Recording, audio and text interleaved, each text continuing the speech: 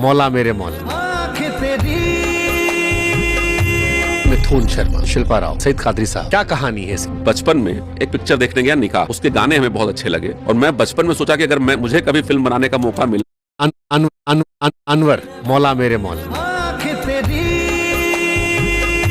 मिथुन शर्मा, शिल्पा राव, सईद कादरी साहब, क्या कहानी है इसकी? बचपन में एक पिक्चर देखने गया निकाह, उसके गाने हमें बहुत अच्छे लगे और मैं बचपन में सोचा कि अगर मुझे कभी फिल्म बनाने का मौका मिला तो इसी लिरिक राइटर से गाना लिख पाऊंगा। मिथुन का भी वो पहली फिल्म थी, शिल्पा राव का वो पहला गाना था।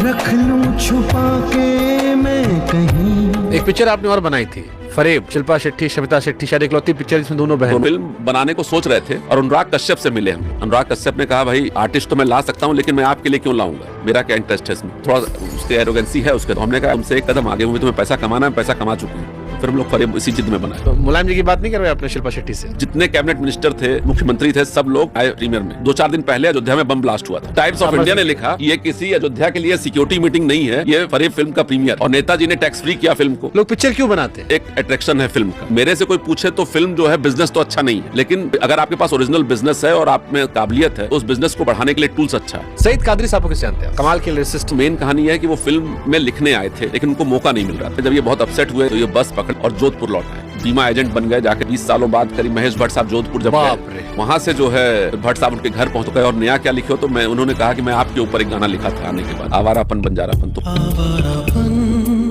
बंजारापन मेडिसिन मैन हम कहते हैं यूपी का। आपने फरेब बनाई, अनवर बनाई, लेकिन आज आप यहाँ बैठे हैं एक समाज सेवी के तौर पर। जब आंखों के सामने एक जवान बेटा चला जाए तो जिंदगी के मायने कैसे बदल जाते हैं? डेली का रूटीन था कि शाम को मैं घर लौटूं तो ब्रीफकेस में पैसा होना चाहिए। बच्चों को कभी बड़ा होते नहीं देखा, जब बच्चों को समय देने का समय आया तो बच्चा नहीं रहा। मैं डिप्रेशन में चला गया था, मैं चिल्ला चिल्ला कर रोता था रात। मतलब आज भी मुझे लगता है अपने बेटे की डेड बॉडी में अपने कंधे पर लेके चलता हूँ। हर मिडिल क्लास का बच्चा या हर गरीब बच्चा, उसे कुर्बानियां बहुत सारी देनी पड़ती है। उसको देखने का नजरिया कैसे बदला आपका? दशरथ जैसा बाप दिखा दो, बन जाएंगे हम भी राम। तो अगर आप राम पैदा करना चाहते हो तो आपको दशरथ बनना होगा। ज्यादा इंपॉर्टेंस कौन है, कर्म या किस्मत? प्रारब्ध और कर्म। कभी फ्रस्ट्रेशन होती है कि अच्छा काम करने जा रहे हैं लेकिन उसमें भी लोग अड़चन डाल रहे हैं? एक बार अपने जन्मदिन के दिन हमने कहा कि भाई एक अस्पताल में चलो फल बांट के आते हैं। बड़ी सी बिल्डिंग, आप यकीन नहीं मानोगे, एक मरीज बेड पर नहीं मिला हमें कि हम उनको फल दे सकते। तो डॉक्टर बोलता है यहाँ कोई नर्स नहीं, तो रात में कौन रुकेगा यहाँ? गाँव में तो मरते हैं लोग, कोई पूछने वाला नहीं, मर के जल जाते हैं। अध्यात्म क्या बदलता है जीवन में? आपको जीने का एक मकसद देता है कि भाई कोई मंजिल नहीं है आपकी, ये जीवन यात्रा, इस यात्रा को कितने अच्छी तरह से आप कंप्लीट करते हो, यही बस मंजिल है।